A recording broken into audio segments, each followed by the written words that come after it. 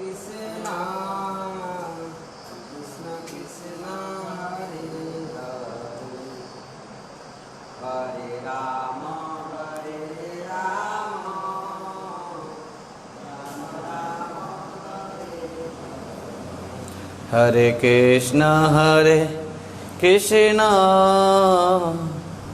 Krishna Krishna, Hare Hare, Hare Rama, Hare Rama, Rama Rama,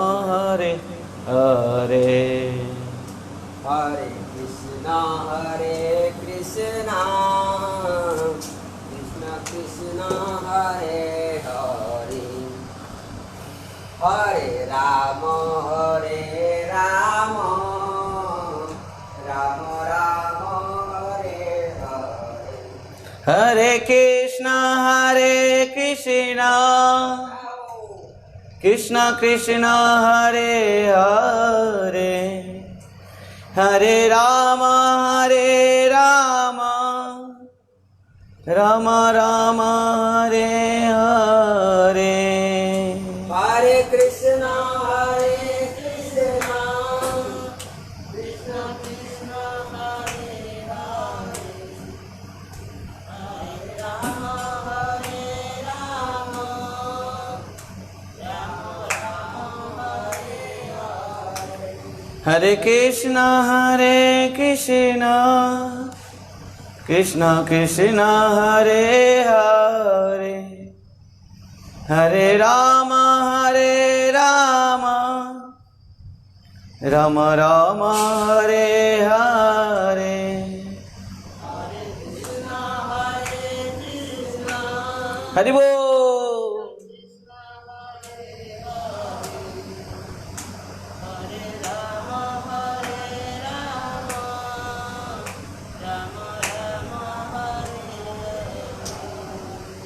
Hare Krishna, Krishna Krishna, Hare Hare, Hare Rama, Rama Rama, Hare Hare, Hare Krishna, Krishna Krishna, Hare Hare, Hare Rama, Rama Rama, Hare Hare, Hare Krishna, Krishna Krishna, Hare Hare, Hare Rama, Rama Rama, Hare Hare,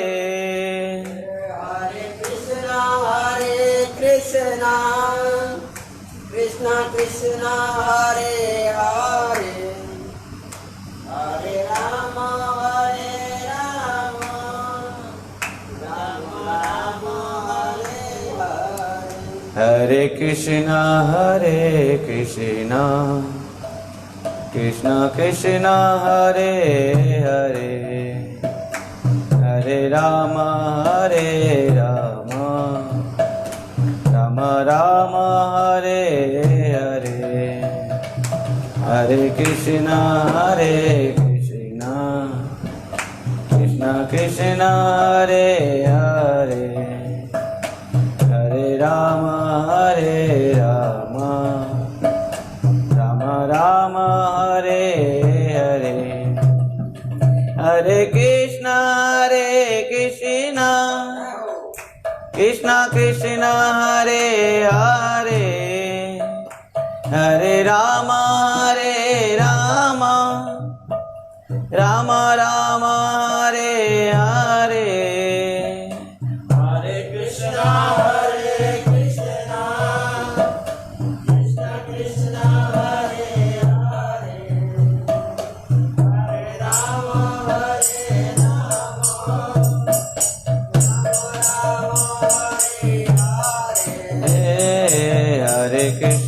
Hare Krishna, Krishna Krishna, Hare Hare, Hare Rama,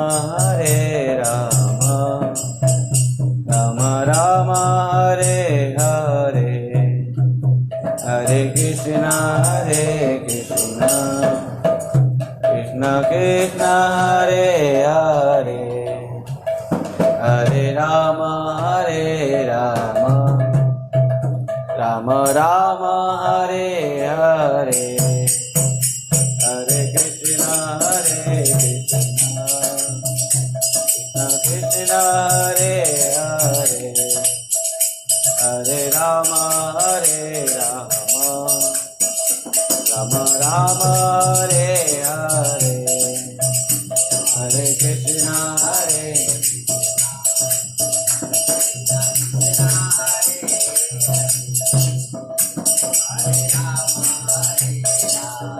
Hari Bol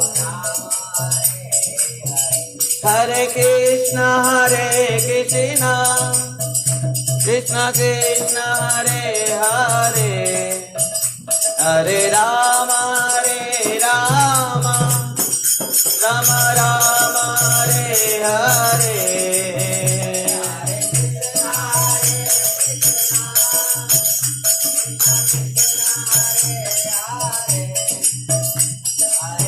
Hari Bol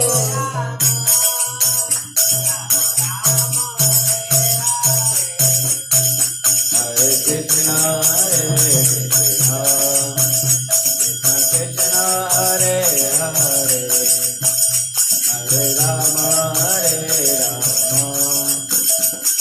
Rama Hare Hare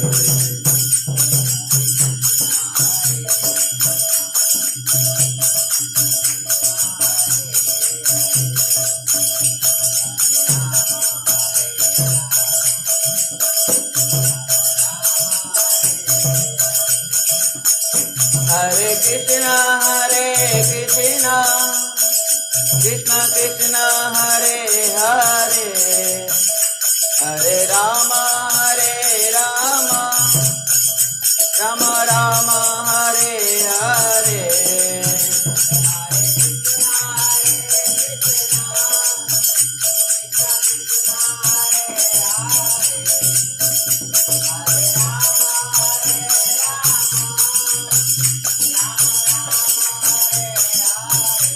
Hare Krishna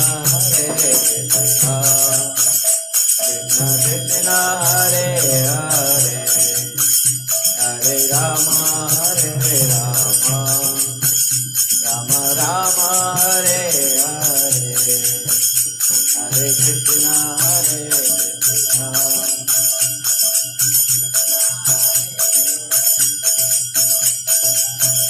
Krishna Hare Krishna Krishna Krishna Hare Hare Hare Rama Rama Hare Hare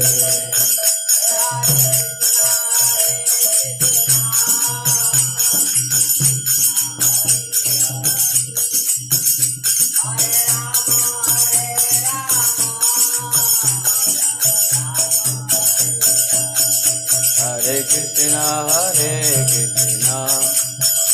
Krishna Krishna Hare Hare Hare Rama Rama Hare Hare Era খুল দઉં જગી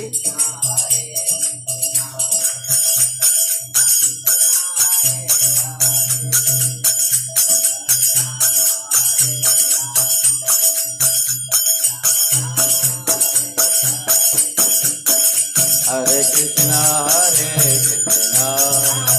Krishna Krishna Hare Hare Hare Rama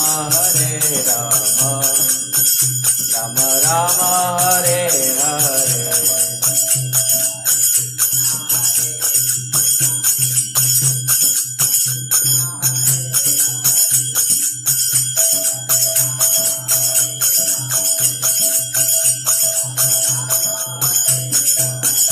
Nitai Gaur Hari Bol Hari Bol Hari Bol Hari Bol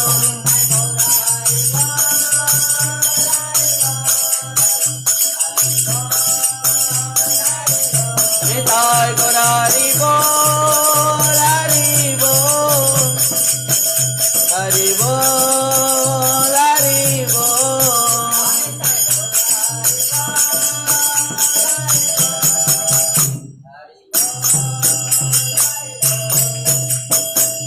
जय श्री सचिनंदन गौर हरि की जय।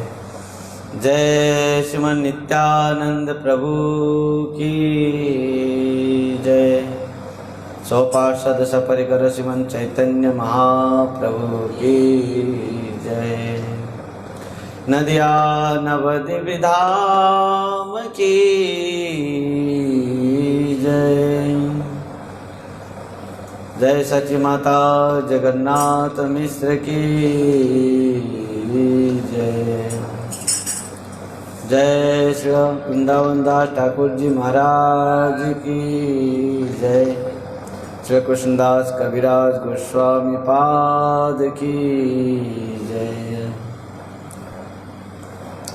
जय परम पूज्य परमाराध्य पतित पावन गुरुदेव विष्णुपाद परमहंस परिव्राजकाचार्य वज्रष्टोत्तर शतश्री श्रीमत् श्री भक्ति वैभव पुरी गोस्वामी गुरु महाराज की जय।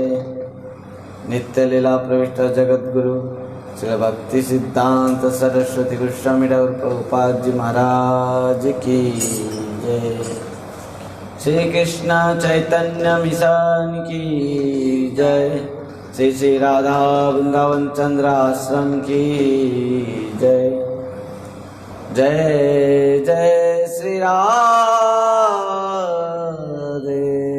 श्याम निताई गौर हरि हरि हरि बोल। हरे कृष्णा।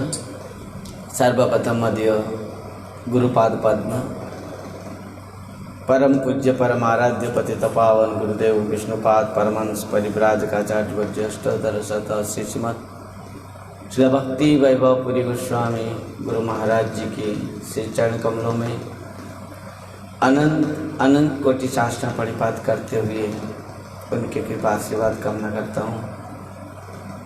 मध्य परम गुरुदेव नित्य लीला प्रविष्ट जगत गुरु शिल भक्ति सिद्धांत सरस्वती गोस्वामी ठाकुर प्रभुपाद जी महाराज जी के श्री चरण कमलों में अनंत कोटि साष्टांग परिपात करते हुए उनके कृपा आशीर्वाद कामना करता हूँ।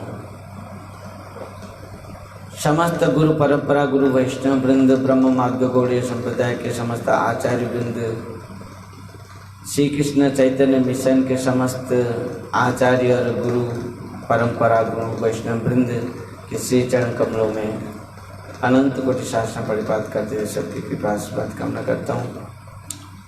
तदनंतर उपस्थित मध्य समस्त वैष्णव वृंद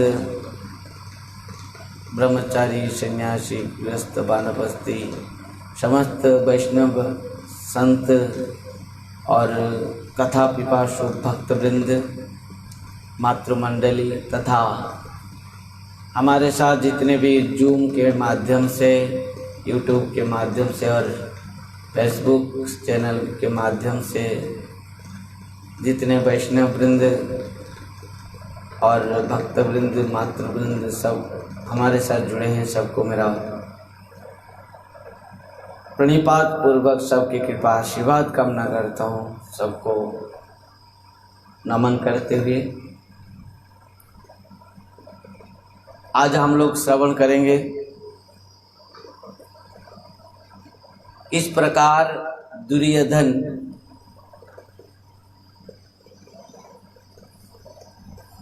पितामह भीष्म के बारे में कहा। गुरु द्रोणाचार्य के समीप पे खड़े होते हुए इस प्रकार दुर्योधन का मन में कुछ इस प्रकार विचार हैं जिस कथा को श्रवण करते हुए गुरु द्रोणाचार्य को भी अच्छा नहीं लगा था। क्यों? कैसे पता है कि गुरु द्रोणाचार्य को भी वो अच्छा नहीं लगा दुर्योधन की बात? क्योंकि दुर्योधन सब कहने के बाद भी गुरु द्रोणाचार्य संपूर्ण भाव से नीरव रहते थे। नीरव, कुछ भी बोले नहीं, पूर्ण भाव से नीरव रहे, मौन रहे। यहाँ से पता चल रहा है कि दुर्योधन की बात गुरु द्रोणाचार्य को भी अच्छा नहीं लगा। जब दुर्योधन ने गुरुदेव से कहा, अपना समस्त सैन्यों के बारे में कहा कि हमारे पक्ष में कौन कौन सैन्य हैं, उन सब का नाम भी लिया। कल हमने इस बात को सुना था, क्या क्या लिया था? भवान भीष्मश्च कर्णश्च कृपश्च समितिं जय, अश्वत्थामा विकर्णश्च सौम दत्ति तथैव च। इन सब का नाम लिया था। कल हमने इस सब को बात सुना था। और उसके बाद दुर्योधन ने कहा था कि अन्ये च बहवः सुरा मदर्थे त्यक्त जीविताः नाना शस्त्र प्रहरणाः सर्वे युद्धा विशारदा। इस श्लोक को भी कल सुना था हमने। कौन सा श्लोक से आज प्रारंभ है? 10 नंबर श्लोक। भक्तों, सबको मैं पहले दिन से ही निवेदन किया हूँ कि आपने इस गीता क्लास में आप सब कृपा करके एक एक श्रीमद् भगवद गीता और एक एक पेन और एक नोटबुक आप रख के बैठें, और जितने भी आप लोग सुन रहे हैं उसको नोटेशन करें, लिखें। निश्चित भाव से हम सब आज प्रथम अध्याय 10 नंबर श्लोक पाठ करेंगे।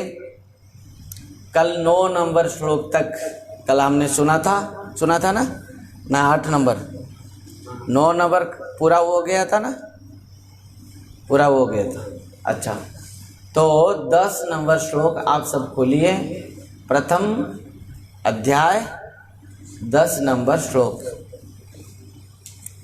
और भी जो जहाँ पर भी समझ नहीं पाएगा उसको प्रश्न भी कर सकता है। आज 2 कोई भक्त प्रश्न किए थे, उसका आज भी उसको आलोचना करेंगे, सुनेंगे। अंत में उसको प्रश्न को दिखाओगे दोनों का। तो 2 कोई भक्त प्रश्न किया है, उसको हम अंत में श्रवण करेंगे।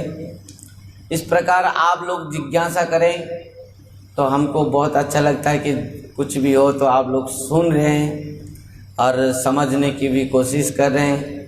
इसके द्वारा आत्म कल्याण हो रहा है, आपके हृदय में जिज्ञासा भी हो रहा है, इसके लिए भी बहुत आनंद लग रहा है।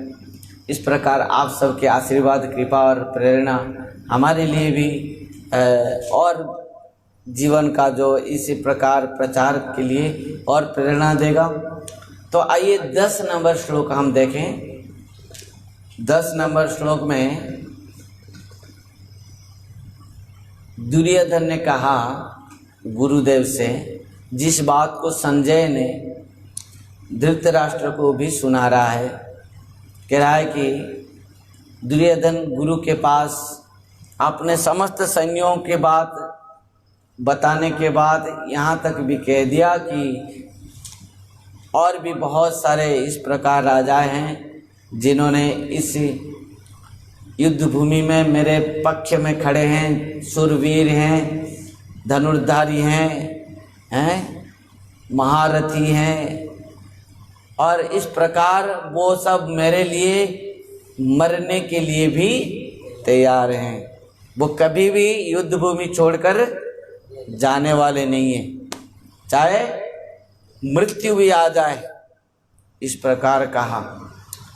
कल हमने इस बात को सुना था। प्रकृति में सही है कि दुर्योधन के पक्ष में जो भी है सब मरने वाले ही हैं, है कि नहीं? दुर्योधन के पक्ष में जो भी हैं वो मरने वाला है कि नहीं? मरने वाला है। और दुर्योधन सही भी किया, कहा है गुरुदेव से कि मेरे पक्ष में जो कोई है, अन्ये च बहवः सुरा मदर्थे त्यक्त जीविताः नाना शस्त्र प्रहरणाः सर्वे युद्ध विशारदा। इन सब ने महारथी हैं, समस्त युद्ध के विशारद हैं, निपुण हैं। इन्होंने मेरे पक्ष में सब खड़े हैं और मेरे लिए वो सब जीवन देने के लिए भी तैयार है। गुरुदेव से इस प्रकार कहा और पितामह भीष्म तो पास में खड़े हैं। पितामह भीष्म के बारे में भी एक श्लोक में उठाया।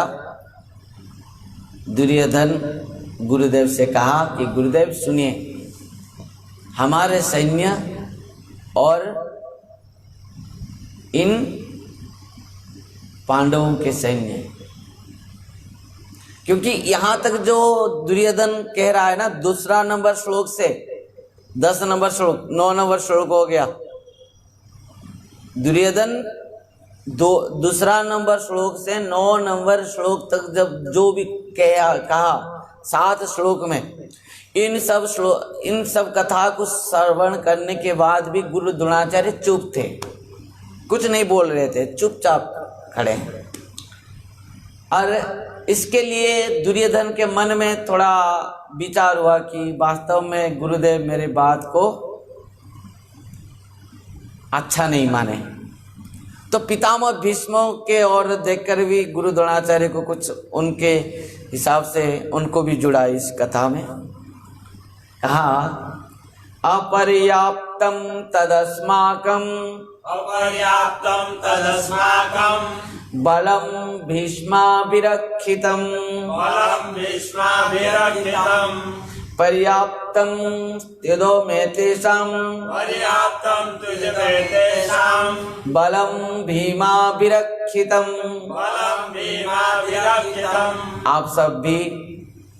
आप सब भी श्रीमद् भगवद गीता के खोलिए, अपना घर में बैठ के जो भी हमारे साथ जुड़े हैं यूट्यूब और फेसबुक और जूम के माध्यम से, आप लोग भी श्रीमद् भगवद गीता के खोलिए और उसमें प्रथम अध्याय 10 नंबर श्लोक को देखिए। उसमें द्रोणाचार्य से दुर्योधन ने क्या कहा? अस्माकं तत् बलम अपर्याप्तम। देखो यहाँ पर किस प्रकार कहा, अस्माकं तत् बलम अपर्याप्तम भीष्माभिरक्षितम तु एतेषाम इदम बलम पर्याप्तम भीमाभिरक्षितम। समझ पाए यहाँ पर क्या कहा? श्लोक को तो यदि हम पढ़ेंगे, क्या लिखा है ना, अपर्याप्तम तदस्माकं बलम भीष्माभिरक्षितम पर्याप्तम त्यजोमेतेषां बलम भीमाभिरक्षितम।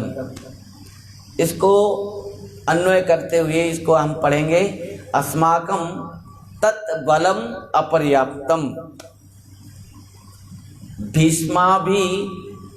भीष्माभिरक्षितम तु एतेषाम इदम बलम पर्याप्तम भीमाभिरक्षितम। बहुत सुंदर बात है।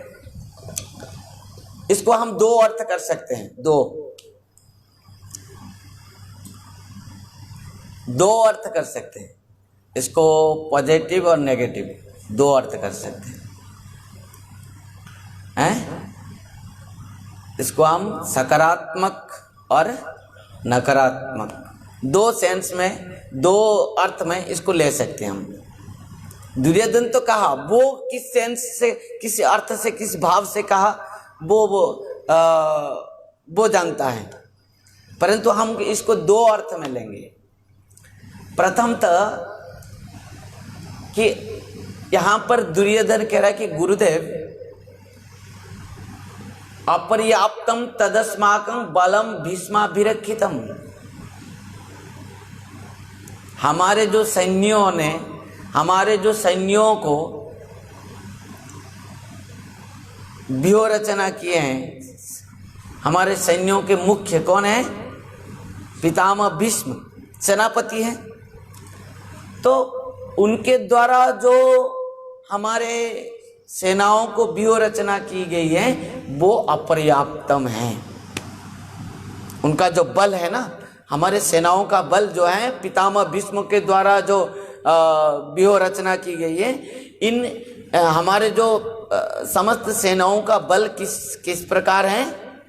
अपर्याप्तम। अपर्याप्तम का अर्थ है असीमित, सीमित नहीं है, असीमित है। अपर्याप्त का अर्थ असीमित है। असीमित का अर्थ जिसको हम कल्पना नहीं कर सकते, नाप नहीं सकते, बोल भी नहीं सकते। अपर्याप्त, बहुत। परंतु पर्याप्तम तेषाम बलम भीमाभिरक्षितम। पांडवों के द्वारा जो भीमसेन को, पांडवों के पक्ष में जो भीमसेन के द्वारा जो उनके सैन्यों को व्यूह रचना की गई है, उनके सैन्यों का बल, जो भीमसेन के द्वारा सैन्यों को सजाया गया है, उनका सैन्यों का बल पर्याप्तम, सीमित है, जिसको हम नाप सकते हैं, बोल सकते हैं, सीमित है। ये एक अर्थ है, ये जो है पॉजिटिव सेंस में है, जो कि अपना बल को ज्यादा कहा है दुर्योधन ने।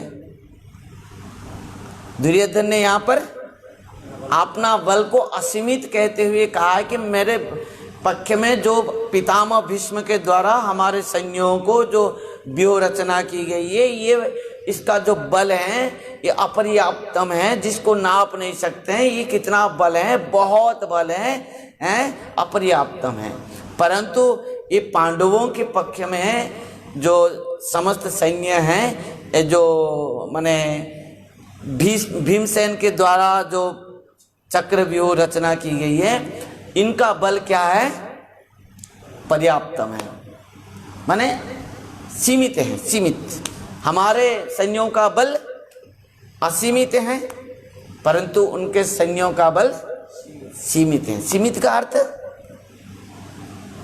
कम, कम भी होगा, जिसको हम कल्पना कर सकते हैं, देख सकते हैं, समझ सकते हैं, नाप सकते हैं, बोल सकते हैं, इस प्रकार उनका बल है। परंतु हमारे सैन्य का बल अपर्याप्तम। इसको हम, ये तो दुर्योधन कह दिया इस बात को, पर इसका बात और भी हो सकता है, इस प्रकार भी हो सकता है। किस प्रकार ना? और अपर्याप्तम तदस्माकम बलम भीष्मा भिरक्षितम। इसको हम और एक सेंस में लेंगे, नेगेटिव में। क्या कि अन्याय के कारण दुर्योधन के जो मन तो दुर्बल हो चुका था, तो वो कारण से वो डर था अंदर में दुर्योधन का, और वो कारण में वो कह रहा था कि हमारी सेना के मुख्य संरक्षक जो पितामह भीष्म और उभय पक्ष के हैं, वो कारण से हमारे सेनाओं का बड़े माने बहुत बृहत होने के बाद भी जिसका बल क्या अपर्याप्त नहीं है। समझ पाए?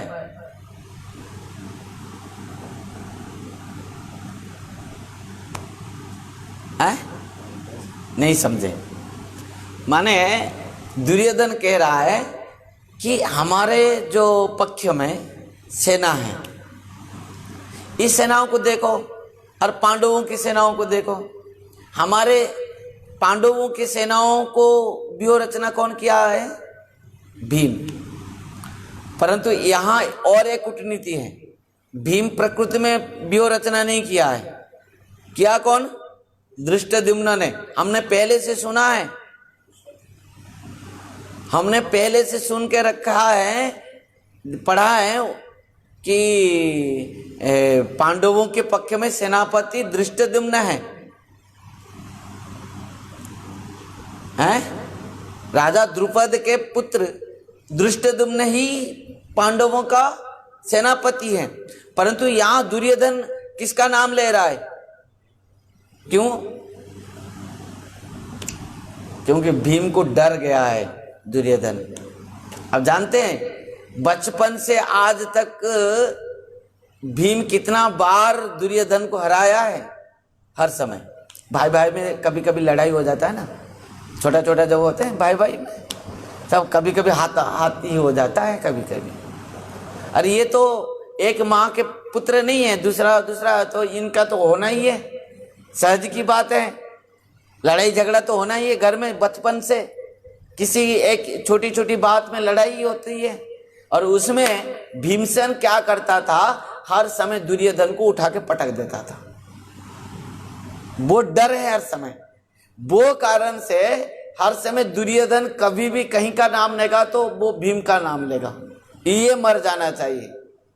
और ये जब तक है हम हारना है। दुर्योधन का बहुत डर है भीम को, और किसी को नहीं, पांडवों को और किसी को नहीं, ये भीमसेन को डर है। इसका शरीर वज्र जैसा है, दुर्योधन इस बात को हर समय कहता है। ये जो भीम है ना, इसका शरीर वज्र जैसा है, ये मुझे कितना बार उठा के पटक दिया है बचपन से लेके आज तक, जब भी झगड़ा होता है।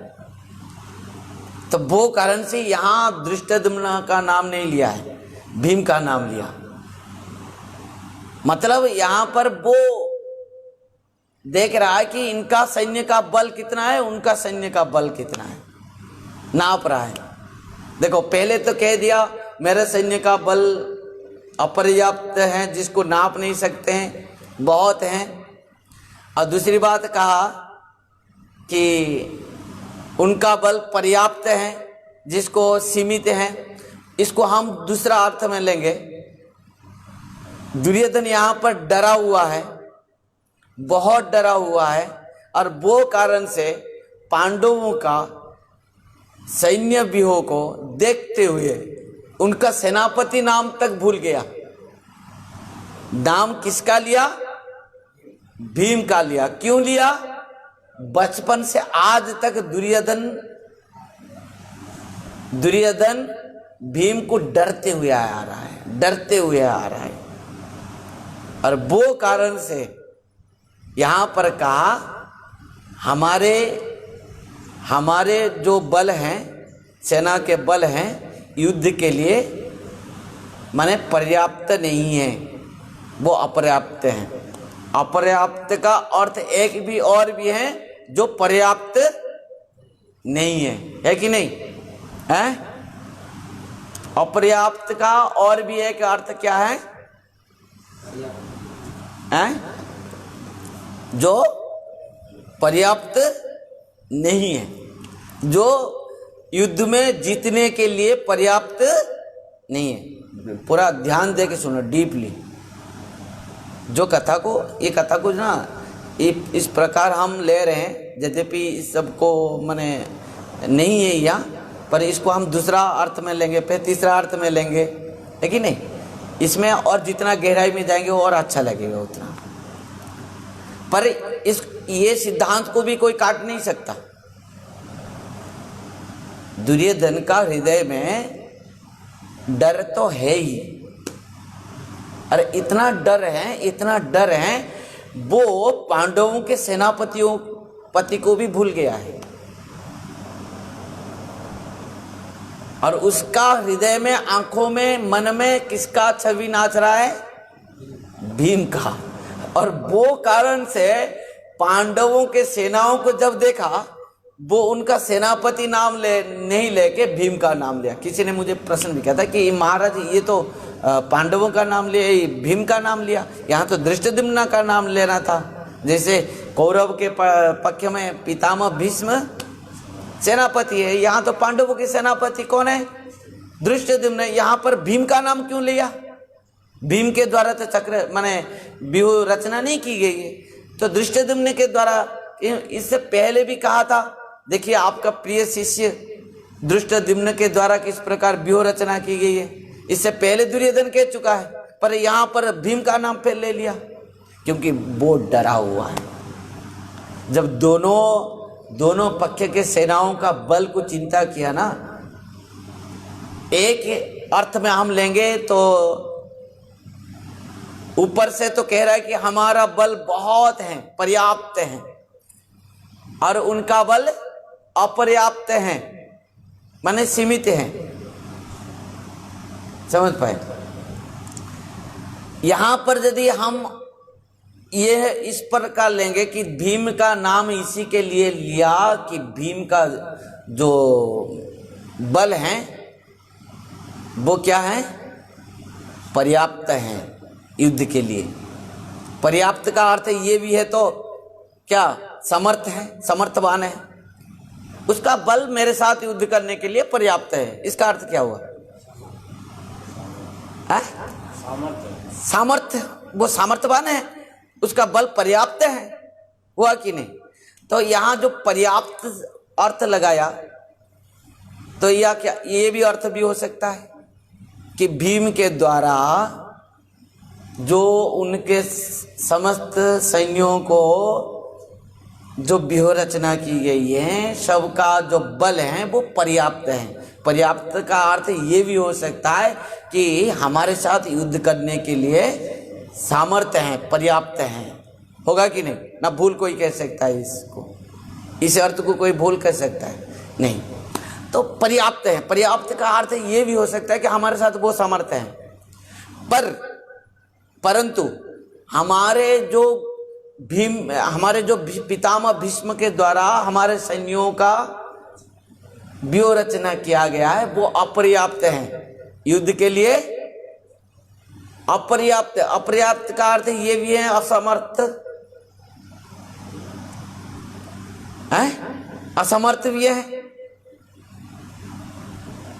समझ गए? तो दो अर्थ हुआ ना। एक अर्थ में हम ये भी समझ सकते हैं ऊपर, नहीं, ये दो अर्थ ही कह रहा है दुर्योधन।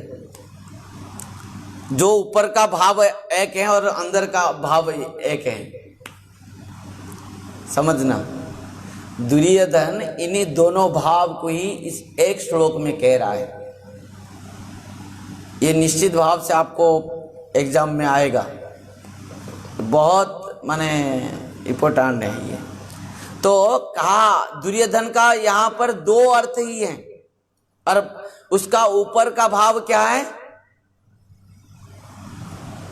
पांडवों का सैन्य का बल सीमित है और मेरा जो सैन्यों का बल असीमित है, ये ऊपर का भाव।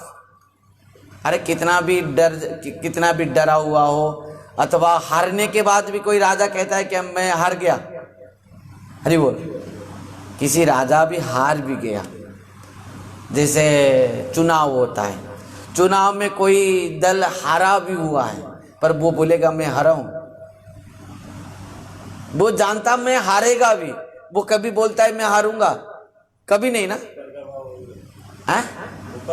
ऊपर का भाव रहता है, ऐसे दिखाता है। ये क्या है मुझे पता नहीं है, पर ऐसे दिखाते हैं, दिखाते हैं ना। क्यों? ऊपर का भाव है हम जीत कर रहे हैं, क्योंकि लोगों को बताएंगे ना हम जीत कर रहे हैं, हमको वोट दो। समझ पाए? वही यही कूटनीति है। ये सब ये महाभारत देख के ही इस कूटनीति को किए हैं। ऊपर का भाव एक रहता है कि हम जीतेंगे, हम जीतेंगे। दुर्योधन भीम के माने बल को अपना बल के साथ क्या कर रहा है? कंपेयर कर रहा है, तुलना कर रहा है, और कह रहा है कि हमारा जीत होगा, क्योंकि हमारे सैन्यों का बल अपरिमित है, अपर्याप्त है, और भीम का बल सीमित है, पर्याप्त है। पर पर्याप्त का अर्थ ये भी है सामर्थ्य है, केवल असीमित नहीं है, केवल सीमित नहीं है। पर्याप्त का अर्थ ये भी है सामर्थ्य है।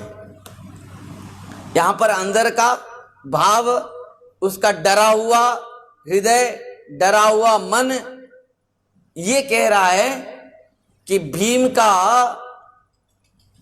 जो सैन्य है, पांडवों का जो सैन्य है, भीम का द्वारा जो सुरक्षित है, उनका शरीर का, उनका जो सैन्यों का जो बल है वो हमारे साथ युद्ध करने के लिए पर्याप्त है। कहते हैं ना पर्याप्त मात्रा में इस साल आम हुआ है। एक हम ले लें कि उदाहरण में जो कोई भी ऐसे भी हैं जो समझ नहीं पाएंगे, उनको एक उदाहरण दे देंगे कि इस साल पर्याप्त मात्रा के आम हुआ है। इसका अर्थ क्या होगा? पर्याप्त है, अपर्याप्त और पर्याप्त। समझ पाए किस प्रकार शब्द ये हैं, पर्याप्त और अपर्याप्त। समझ पाए? तो भीमसेन के द्वारा पांडवों का जो सैन्यों का व्यूह रचना की गई है, ये इन सब का बल कितना है ना? पर्याप्त है, हमारे साथ युद्ध करने के लिए पर्याप्त है। परंतु हमारे पक्ष में पितामह भीष्म के द्वारा जो व्यूह रचना की गई है, ये उनके साथ युद्ध करने के लिए अपर्याप्त है। मतलब सामर्थ्यवान नहीं है। ये अंदर का भाव है, ये अंदर का भाव है। अच्छा बोलो, ऊपर का भाव सही होता अथवा अंदर का भाव सही होता?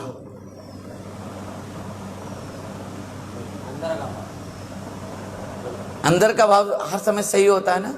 आप देखो, यदि कुछ कर्म काम कर रहे हो ना, तुम सही कर रहे हो या गलत कर रहे हो, कैसे पता चलेगा तुमको? जोर से बोलो, जो बोलना है जोर से बोलो। बोलो नहीं, आज थोड़ा खाए कम ही हुआ है, दलिया सफिशिएंट नहीं हुआ है। तो कहना है कि आप बोलो जो ऊपर से जो भाव आ रहा है वो सही है या अंदर से जो भाव निकल रहा है वो सही है? वही है। यदि तुमको समझना चाहिए, आवश्यकता है कि मैं जो कर रहा हूं सही अथवा गलत, तो तुम्हारा अंदर का भाव को पूछना है, अंदर से पूछना है, अंतर से पूछना है कि मैं जो कर रहा हूं सही कर रहा हूं या गलत कर रहा हूं। तो अंदर से एक आवाज आएगी, वो सही है। वो जो भाव अंदर से आया वो सही है, और बाहर से जो भाव आया, हाँ चलो क्या हो जाएगा, कर देंगे इसको, ये बाहर का भाव आया। पर अंदर से कोई कह रहा है नहीं नहीं ऐसे नहीं करना चाहिए क्योंकि ये गलत है। वो सही है जो अंदर से आवाज आई, और बाहर से जो हुआ वो गलत है। और दुर्योधन का अंदर का जो भाव क्या है? अंदर का भाव ये है कि भीमसेन के द्वारा जो पांडवों का सैन्यों को चक्रव्यूह रचना की गई है, उनका बल हमारे साथ युद्ध करने के लिए पर्याप्त है। समझ में आया? पर्याप्त का अर्थ सफिशिएंट है। परंतु हमारे दल में, हमारे पक्ष में पितामह भीष्म के द्वारा जो हमारे सैन्यों को व्यूह रचना की गई है वो अपर्याप्त है, मतलब पर्याप्त नहीं है। और है ना? तो यहाँ क्या हो गया? अपर्याप्त मतलब पर्याप्त नहीं है, मतलब सामर्थ्य नहीं है। अच्छा, ये यदि अंदर का बात है तो ये बात क्यों आई उनके हृदय में? पांडवों के पक्ष में ऐसा क्या बल है जो कौरवों के लिए भारी पड़ गया? और कौरवों के पक्ष में क्या इस प्रकार है? कुछ है, क्या कुछ है जिस कारण से पांडवों के लिए असमर्थ हो गया, उनका बल कम पड़ गया, उनका बल, कौरव का बल। इतना बड़े बड़े महारथी खड़े हैं, पितामह भीष्म जैसे, गुरु द्रोणाचार्य, महारथी कर्ण, कृपाचार्य, अश्वत्थामा, विकर्ण हैं, ये कौन नहीं है? अब बताओ किस कारण से दुर्योधन का मन में ये विचार आया था, हृदय में, बता सकते हो? दो अर्थ हुआ ना। ऊपर से एक अर्थ था कि हमारा ज्यादा बल है, उनका कम बल है। अंदर का भाव क्या था? उनका बल हमारे साथ युद्ध करने के लिए पर्याप्त है, मतलब सामर्थ्य है, पर हमारा बल उनके साथ युद्ध करने के लिए अपर्याप्त है, मतलब पर्याप्त नहीं है, असमर्थ है। तो ये भाव क्यों आया अंदर से? निश्चित भाव, यही भाव ही सही है। तो इस भाव आया क्यों? बोलो। हाँ, गोपाल प्रभु, गोविंद गोपाल प्रभु बोलो। हाँ हाँ, क्योंकि दुर्योधन ने भीम को डर रहा था, वो कारण से वो डरते हुए इस बात को सोचा होगा। गारंटी तो नहीं है, ये भाव आया इनको। अब बढ़िया, एक पॉइंट बहुत सुंदर कहा। और दूसरा पॉइंट और कुछ सचिनंदन प्रभु, अरे बोलो, जो भी आ रहा है अंदर में, जो आ रहा है बोलो उसको। हैं? क्या कुछ नहीं आ रहा है, खाली सुनना है, जो आएगा सुनना है ना, कुछ बोलना नहीं है। नहीं जानते हो मुकुंद देव? हैं? नहीं जानते हो? भाव कुछ नहीं आ रहा है अंदर से, जो भी आ रहा है उसको निकालो। हैं माता जी? हाँ सुनो, बात यहाँ पर है, पांडवों के पक्ष में यद्यपि सेना कम है, क्योंकि कौरव के पक्ष में 11 अक्षणी सैन्य है और पांडवों के पक्ष में 7 अक्षणी सैन्य है। तो कितना है, कितना डिफरेंस है देखो।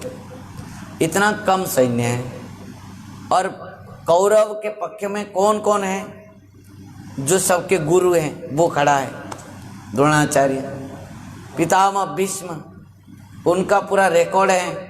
पितामह भीष्म जब तक नहीं चाहेंगे उनको कोई नहीं हरा सकता, केवल एक हरा सकता, वो भी है, उसका नाम लेंगे, आगे लेंगे, उसका नाम अभी से नहीं लेंगे। समझ पाए?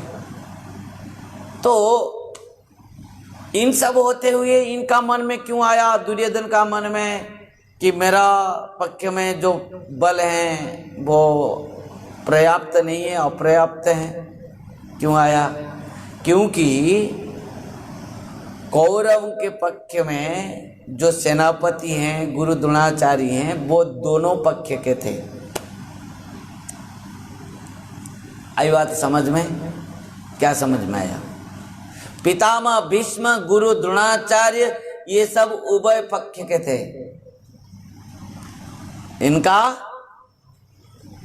इनका जो भाव था उभय पक्ष का।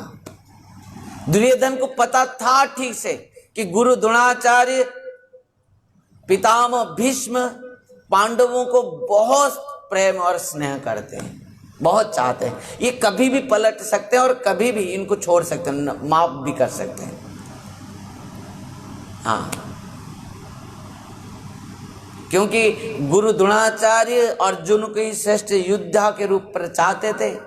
पितामह भीष्म भी बहुत स्नेह प्रेम करते थे अर्जुन को, हैं, और पांडवों को। तो वो कारण से दुर्योधन का मन में इस प्रकार विचार आई कि हमारे पक्ष में इतना बड़ा सैन्य होने के बाद भी, इस प्रकार महारथी सब होने के बाद भी हमारा बल पर्याप्त नहीं है पांडवों के साथ युद्ध करने के लिए। ये अंदर का बात है, किसका? दुर्योधन का। और ऊपर का बात क्या है?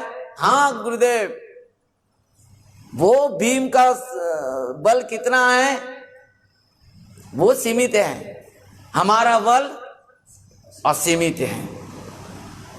पर अंदर का बात क्या है? पांडवों का बल इतना है कि हमारे साथ युद्ध करने के लिए समर्थ हैं, पर हमारा इतना सब होते हुए भी हम उनके साथ युद्ध करने के लिए असमर्थ हैं, पर्याप्त नहीं है हमारा बल। क्योंकि हमारा कमजोरी ये है कि मेरे पक्ष में जो मुख्य खड़े हैं वो सब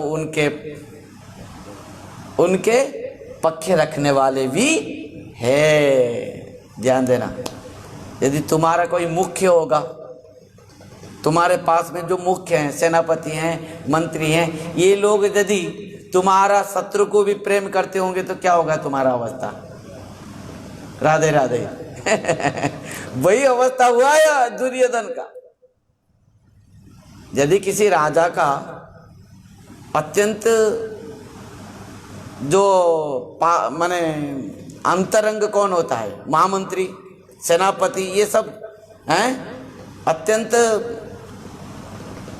अपना होते हैं, और ये लोग यदि तुम्हारे शत्रु का पक्ष में भी हैं तो क्या होगा?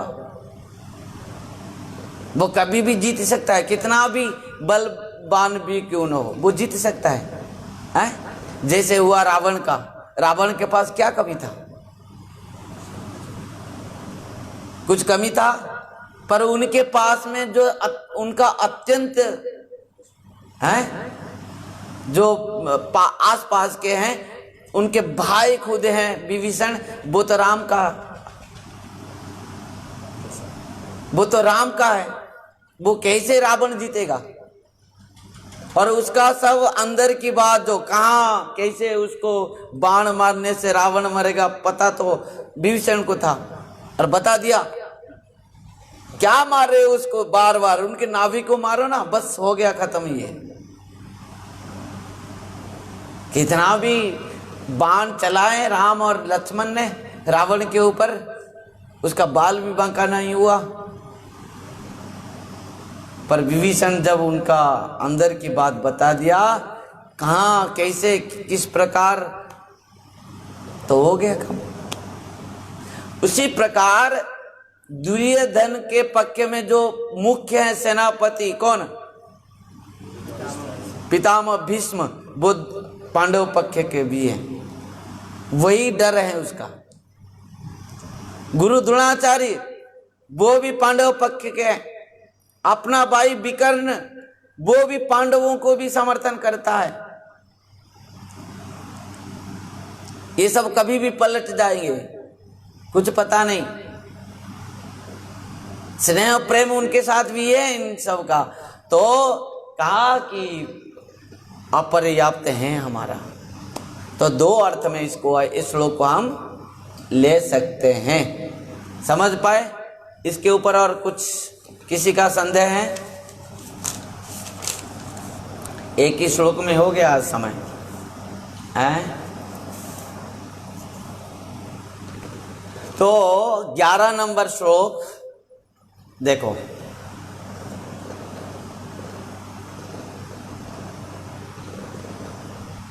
ग्यारह नंबर श्लोक हमारे साथ सब पढ़ोगे।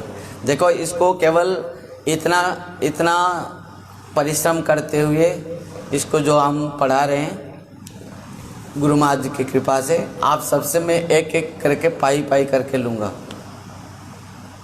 किसी को छोड़ूंगा नहीं। तो आप लोग भी ऑनलाइन में भी एग्ज़ाम दे सकते हैं। जो लोग हमारे साथ ऑनलाइन में भी जुड़े हैं और यहाँ पर भी जो बैठे हैं, सबको एक एक करके हम लेंगे क्वेश्चन देके। और एक बात है, 11 नंबर श्लोक, 11 नंबर श्लोक में देखिए, अब दुर्योधन पितामह भीष्म को प्रसन्न करने के लिए अपनी सेनाओं के सभी महारथियों से कहता है। क्या कहता है? अभी देखो, ऊपर के तो भाव ने हमको सुनाया। दुर्योधन ने क्या कहा कि पितामह भीष्म के द्वारा हमारे सैन्य का जो व्यूह रचना की गई है वो पर्याप्त हैं, बहुत असीमित हैं, जिसका सीमा नहीं है, बल इतना है, क्योंकि उठाना चढ़ाना चाहिए उनको। वो जानता है कि इनके अंदर में तो पांडवों के प्रति प्रेम है, पर ऊपर से इनको तो पूरा चढ़ा के रखना है, क्यों युद्ध के समय है। तो उतना कहने के बाद भी पितामह भीष्म को और बल देने के लिए और उत्साह देने के लिए इस श्लोक को कहा दुर्योधन। क्या कहा? अपना समस्त सैन्यों को कहा, समस्त रथियों महारथियों को कहा। क्या कहा? अयनेषु च सर्वेषु यथा भागमवस्थिताः भीष्ममेवाभिरक्षन्तु भवन्तः सर्व एव हि। समझ पाए? इस प्रकार अयनेषु च सर्वेषु यथा भागमवस्थिताः भीष्ममेवाभिरक्षन्तु भवन्तः सर्व एव हि। क्या कहा? यहाँ पर दुर्योधन ने अयनेषु च सर्वेषु यथा भागम अवस्थिताः,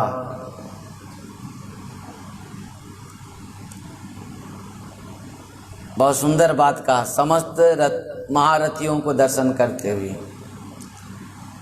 कह कि हे शूरवीर गण, हे महारथी गण, आप जिस मूर्छा में खड़े हैं, जो मूर्छा में खड़े हैं, जहाँ जहाँ भी चक्रव्यूह सब व्यूह रचना की गई है ना, एक एक मूर्छा सब बनाया गया है चारों तरफ से, और सेनापति बीच में है। तो अपना अपना जो मूर्छा में खड़े हैं, आप लोग स्थान में खड़े हैं, मूर्छा में खड़े हैं, संगठन में खड़े हैं, जिस दिग में खड़े हैं, वहीं पर रहते हुए चारों तरफ पितामह भीष्म का सुरक्षा करना। क्योंकि सेनापति जब हार जाता है, संपूर्ण सेना हार जाता है। वो कारण से समस्त सेनाएं सेनापति को भी सुरक्षा देते हैं चारों तरफ से।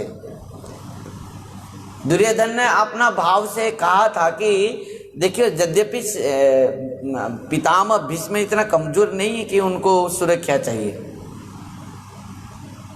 पितामह भीष्म के पास जितना बल है ना, इन समस्त सेनाओं को अकेले ही मारने के लिए समर्थ है। पितामह भीष्म के पास इतना सामर्थ्य है, परंतु दुर्योधन ने इस बात को क्यों कहा? क्यों कहा? कभी भी पलट जाएंगे, ये भी तो बात है। दूसरी बात और भी बहुत सारे पॉइंट है इसके अंदर में है। पितामह भीष्म का कुछ कमजोरियां भी हैं, क्योंकि पितामह भीष्म बाल ब्रह्मचारी हैं, और इस सेनाओं में पांडवों के पक्ष में एक है जिसका नाम है शिखंडी। अब जानते होंगे ना, नाम सुना है? शिखंडी का नाम नहीं सुना? वो पिछले जन्म में स्त्री थे और इसी जन्म में भी स्त्री थे। वो वरदान पाकर स्त्री से पुरुष हो गए। और ये जो है ना, पितामह भीष्म बाल ब्रह्मचारी हैं, समझ पाए? और बाल ब्रह्मचारी होने के कारण में वो स्त्री के मुख भी नहीं देखते थे। कौन? पितामह भीष्म स्त्री का मुख भी नहीं देखते थे, और स्त्री के साथ युद्ध कैसे करेंगे? तो वो कारण से यदि कदाचित युद्ध के समय में यदि पितामह भीष्म युद्ध कर रहे हैं, उसी समय यदि शिखंडी उनके सामने आ जाए, तो ये वहीं पर धनुर को छोड़ देंगे, युद्ध नहीं करेंगे। चाहे उनके ऊपर कोई शत्रु भी बाण मार रहा है, तो फिर भी उसी पर माने युद्ध बंद करके वहीं पर ही गांडीव को अब वहीं पर रख देते हैं। ये बात दुर्योधन को पता था। वो कारण से समस्त महारथियों को इस बात को कहा कि चारों तरफ में पितामह भीष्म को आप सब सुरक्षा देना है। कहीं युद्ध करते करते पितामह भीष्म के सामने ये शिखंडी ना आ जाए। यदि शिखंडी आ गया तो क्या होगा? और पितामह भीष्म तो वहीं पर ही युद्ध बंद कर देंगे, छोड़ देंगे, तब उनका मृत्यु भी हो सकता है। दूसरी बात है, तो दो बातें, पितामह भीष्म तो इच्छा मृत्यु वाले हैं। देखो हर श्लोक में दो भाव हैं। ऊपर से दुर्योधन कह रहा है कि देखो पितामह भीष्म तो इच्छा मृत्यु वाले हैं, उनको कोई नहीं मार सकता, पर इच्छा करने से मर सकते तो हैं। और ये जो शिखंडी है, ये यदि सामने आ जाए तब भी पितामह भीष्म अपना युद्ध से भी विरत हो जाते हैं। यदि युद्ध से विरत हो जाए तो उनकी मृत्यु सुनिश्चित है। इस प्रकार ये सब कारण हैं। दुर्योधन यही कारणों से समस्त अपना महारथियों से कहा कि पितामह भीष्म को चारों तरफ से अपना मूर्छा के रहते हुए, अपना स्थान में रहते हुए पितामह भीष्म को सुरक्षा देना है। अयनेषु च सर्वेषु यथा भागम अवस्थिता भीष्ममेवा विरक्ष्यन्तु भवन्तः सर्व एव हि।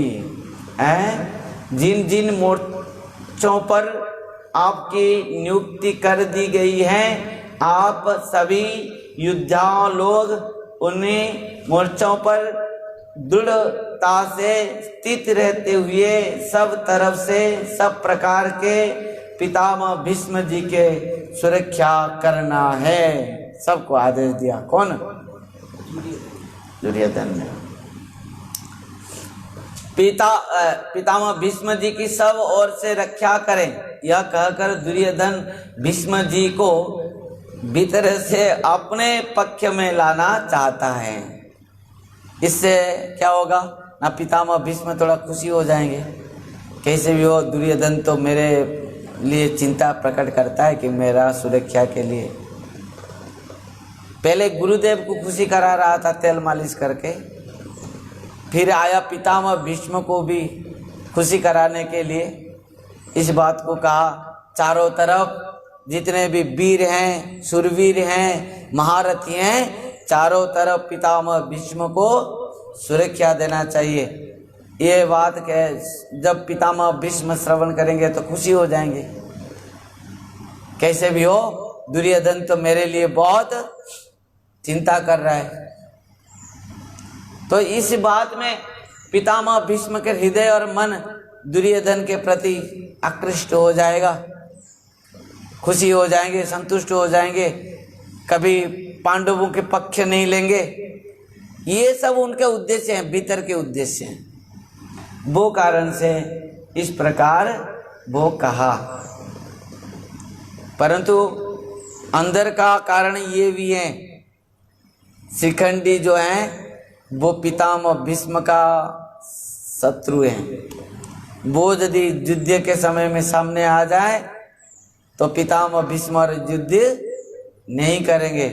तब क्या होगा, पितामह भीष्म को कोई भी मार सकता है, अर्जुन मार सकता है।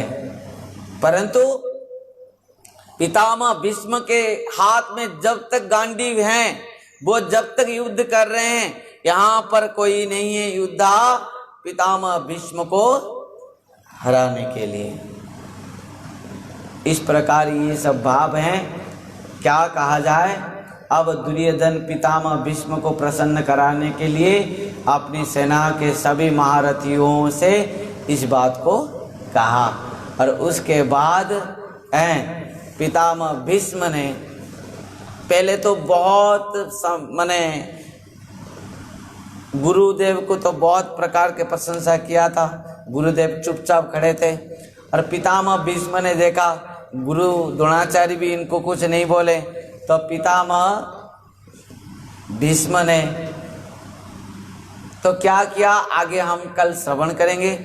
इस बात को संजय धृतराष्ट्र को कहा कि राजन किस प्रकार आगे बढ़ते हुए हैं दुर्योधन को खुशी कराने के लिए पितामह भीष्म क्या किया, 12 नंबर श्लोक में लिखा गया है। पढ़ लो, केवल पढ़ लो। तस्य संजनयन हर्षं कुरु वृद्धा पितामह सिंहनादं विनदच्चे शंखं दद्मौ प्रतापवान। इस श्लोक को हम कल श्रवण करेंगे। किस प्रकार दुर्योधन को खुशी कराने के लिए पितामह भीष्म ने अपना शंख बजाया है। किस प्रकार सिंह जिस प्रकार नाद करता है, उसी प्रकार पितामह भीष्म ने युद्ध के लिए शंख बजाया, विजय शंख बजाया। क्योंकि दुर्योधन को खुशी कराने के लिए, दुर्योधन अभी अंतर में थोड़ा संदेह में है ना कि पितामह उनके पक्के ले जाएंगे, उनको प्रेम करते हैं, प्यार करते हैं, पांडवों को बहुत चाहते हैं पितामह भीष्म। पितामह भीष्म को भी ये बात पता चल गया कि दुर्योधन के हृदय में क्या चल रहा है।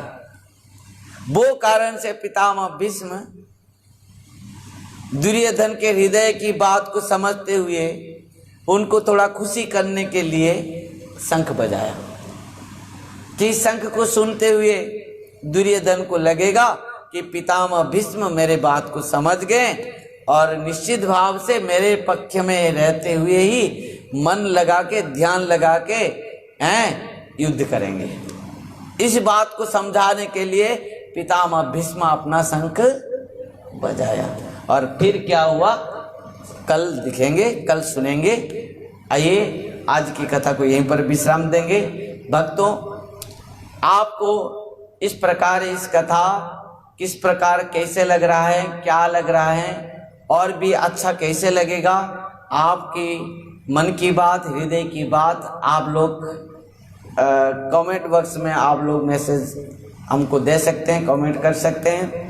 और हमको प्रेरणा इस बातों से आप मिलते रहेगा कि निश्चित भाव से इस बात को आप लोग श्रवण करके निश्चित भाव से आप लोग आनंद हो रहे हैं। हमारे साथ जितने भी जूम और फेसबुक और यूट्यूब के माध्यम से भक्त लोग जुड़े हैं, आप सबको बहुत बहुत शुभकामनाएं। नमन के साथ आप सबको बहुत बहुत धन्यवाद। आइए आज की कथा को यहीं पर विश्राम देंगे। फिर शाम को 7:30 बजे से 9 बजे तक श्रीमन महाप्रभु चैतन्य महाप्रभु की शिक्षा कथा श्रवण करेंगे, जो अभी चल रहा है। सनातन गोस्वामी पाद को किस प्रकार श्रीमन चैतन्य महाप्रभु शिक्षा दिया था। आप लोग को बहुत बहुत स्वागत है कि आप लोग उस कथा में भी आइए और हमारे साथ जोड़िए, कथा श्रवण कीजिए। निश्चित भाव से महाप्रभु की कृपा से हम सबका आत्मकल्याण होगा। गुरु महाराज जी की कृपा से हम सबको कृष्ण प्रेम भक्ति को प्राप्त होगा। इसी उम्मीद के साथ हरि नाम संकीर्तन के साथ आज की कथा वो विश्राम देंगे। हरे कृष्ण हरे कृष्ण कृष्ण कृष्ण हरे हरे, हरे राम राम राम हरे हरे, हरे बोल।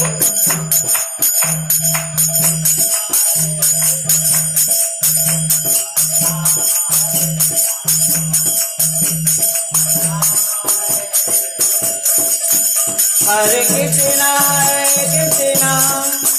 कृष्ण कृष्ण हरे हरे, हरे राम राम राम हरे हरे।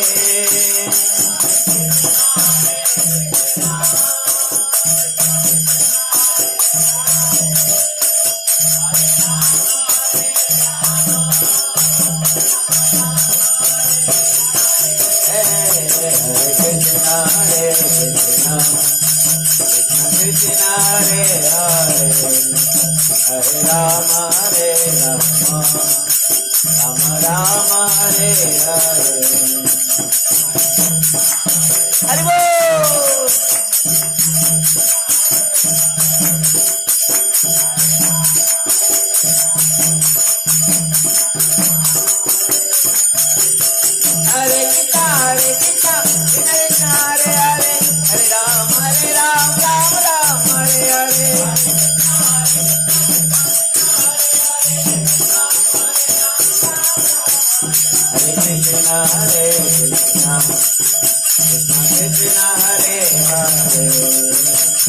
राम हरे राम राम राम हरे हरे हरे कृष्णा हरे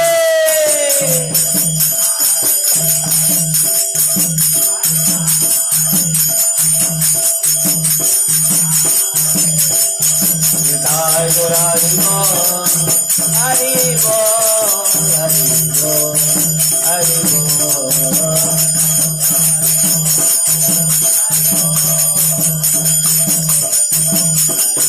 निताय गौर हरि बोल हरि बोल हरि बोल हरि बोल।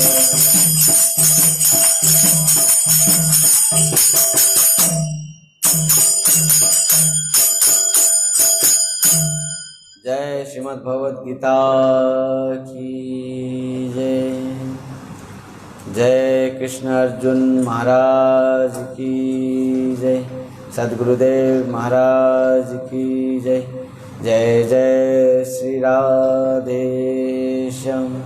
निताय गौर हरि हरि बोल। हरे कृष्ण राधे राधे हरि बोल।